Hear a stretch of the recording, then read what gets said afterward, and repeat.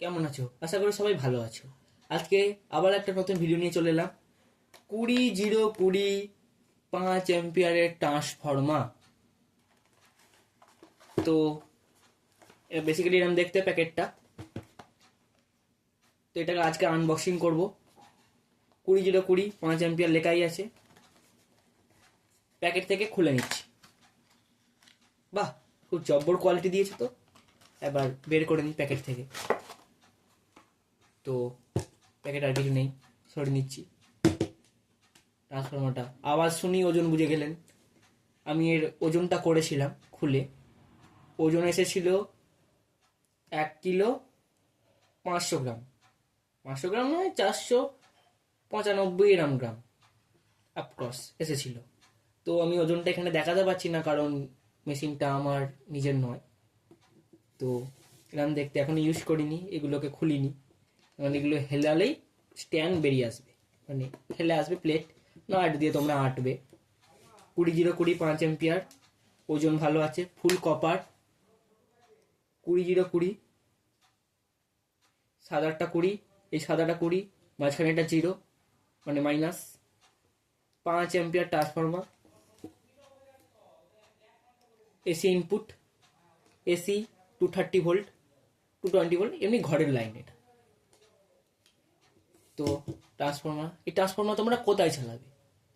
অ্যাম্প্লিফায়ারে চালাতে পারো, অ্যান্ড বিভিন্ন তোমাদের কাজের পারপাসের জন্য তোমরা এটা ইউজ করতে পারো। এমনি কাজের পারপাসে ইউজ করার জন্য তোমাদের এটা ব্রিজ রেক্টিফায়ার লাগাতে হবে, ঠিক আছে? এতে ডায়োড দিয়ে ব্রিজ রেক্টিফায়ার লাগাবে।